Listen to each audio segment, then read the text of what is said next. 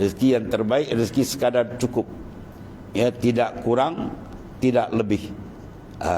Ya, kita kalau siram pokok, lada ke kita piara, jangan tak siram, nanti dia kering sangat boleh mati. Dan jangan lebih sangat. Tengok buah ni lambat nak buah, kita letak sebeledi, mati pula pokok. Jadi sekadar cukup itu yang terbaik. Itu yang terbaik itu. Tapi jagalah nafsu kita, kadang ni nak lebih, nak suruh lebih sampai mati tak habis kan. Hatta zurtumul maqabir, hingga tersembam dalam kubur pun tak habis lagi. Jadi maknanya yang terbaik ialah sekadar cukup. Itu yang terbaik. Jadi kalau ada lebih itu, betul sahabat banyak yang lebih. Tapi yang lebih itu digunakan untuk belanja perjalanan Allah SWT. Itu dia doa, Allahumma ja'alid dunya fi aidina wala taj'alid dunya fi qulubina. Ya Allah, jadikanlah dunia itu di tanganku, jangan jadikan dunia di hatiku.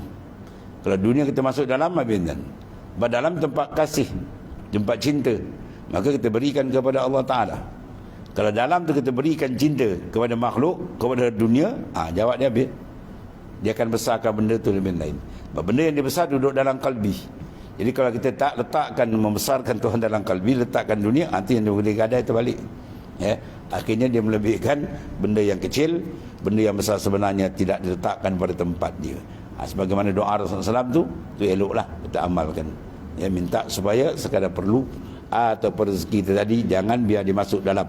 Dia hanya duduk di bahagian luar saja, bukan tak ada. Ya, sahabat kaya-kaya, lebih kaya daripada kita riwayat.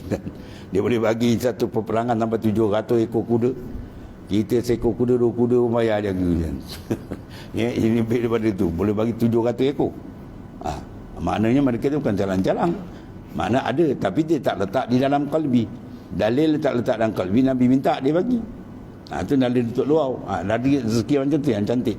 Ada, tapi kita kawal dia, bukan dia.